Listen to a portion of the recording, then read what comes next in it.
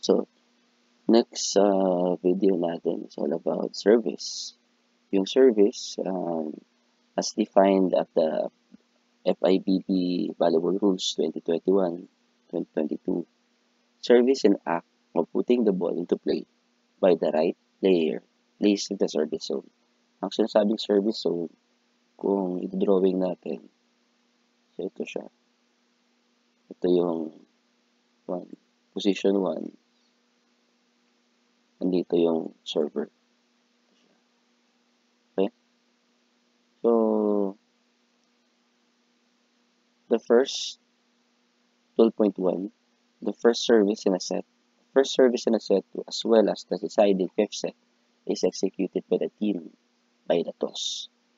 So, every time na meron tayong deciding set, yan, ayun sa first set, yun yung determined by a toss coin. So, the other sets will be started with service for the team that did not serve first in the previous set. So, bale, kung yung isang team ang nag-serve doon sa B court or sa A or sa B, doon na lagi po yung service kasi mag-change court eh. So, automatically, pag dito, for example, drawing na lang tayo. A, L, B. So, kung dito nag-service, ito yung receiving. So, ito na lagi yung service. Unless there's a toss coin in the third set or fifth set or deciding set. Magbabago kung saan yung service. So, the players stamp 12.2. Service order. 12.1.1. 12.2.1.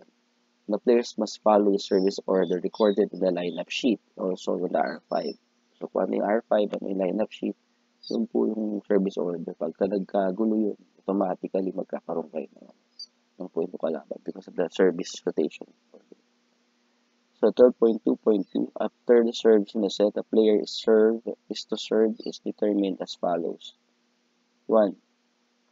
When the serving team wins the rally, the player or her substitute who served before serves again. Pag-ikot nung bola, may possibility sa haba ng match, mag-serve ulit yung the player served the first serving after the toss. Number 2, when the receiving team wins the rally, it gains the right to serve. Yes. And rotates before actually serving. The player who moves the front right position to the back right position will serve. So, ang galing ng 2, bababa siya ng 1. So, siya na mag-service. So, authorization of service. The first referee authorizes the service after having checked the two teams are ready to play at the server in the possession of the ball. If you serve before the whistle of the referee, it will be replayed as nothing happened. Kasi it's not authorized. Hindi siya authorized to serve the ball. 12.4. Execution of the service. Ito, medyo basic ito. The ball shall be hit one hand or any part of the arm after being tossed or released from the hands. Any part of the arm. 2. 12.4.2. Only one toss or release of the ball is allowed. Pag ginagis nyo, kailangan i-hit na siya kasi it will be a violation. Pag hindi mo siya sinerve kagad. Dribbling or moving the ball in the hands is permitted. So, ang daming maraming ceremony or routine ginagawa ng most players before serving the ball. So, that's permitted. Pero, the ball is only allowed to be tossed once. 12.4.3, the moment of the service, hit or take off or jump service, the server must not touch the court.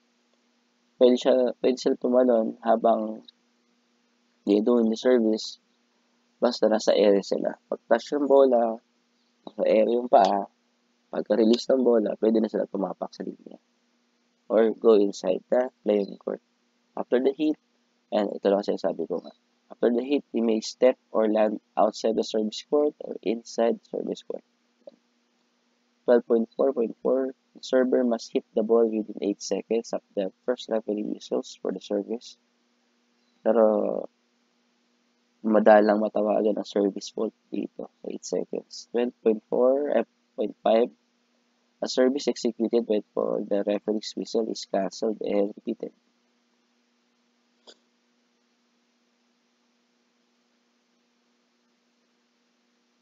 Yan, repeat. Let yun.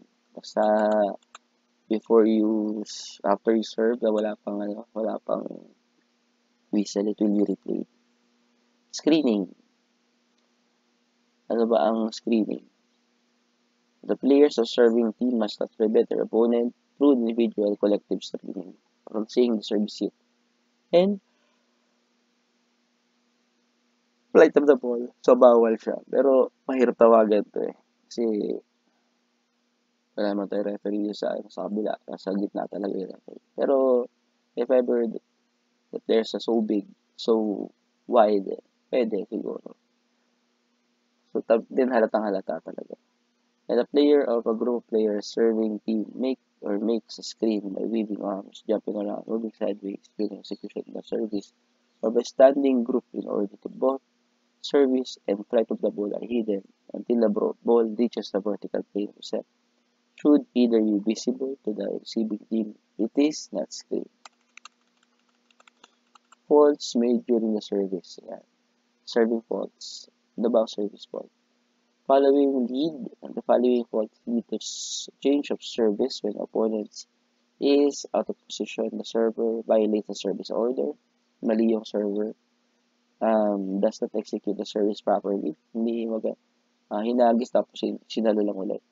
Falls after the service hit. The ball has been correctly hit. The service becomes a fault unless the player is out of position. If touches a player of the serving team or fails to cross the vertical plane by that completely through the crossing phase. Or it goes out, passes over a screen. Yan, yun yung mga service fault ng server. Ito yung pinaka-last. 12.7, 12.7.1, if the server makes a fault at the moment the service hit, the improper execution, wrong repetition of order, etc., the opponent is out of position, it is serving fault, and which is sanctioned by a point also. Instead, the execution of the service has been correct, but the service has subsequently becomes faulty, goes out, goes over a screen, etc. The positional fault has taken first place and is sanctioned. Okay? So, pagka-serve, kailangan pag-service nyo, correct po yung rotational order. Pagka-hit, patawag si referee ng rotational fault pag katama ng bola sa service. So usually, this is the start of the service, is the start of the rally. And also, there's a point when you start to serve. And also, serving faults, 8-second service time. Pwedeng service fault because it hit the net. Pwedeng service fault pag hinagis yung bola, hindi sinerve. So, yun.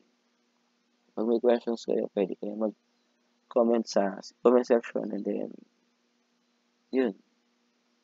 Until the next video.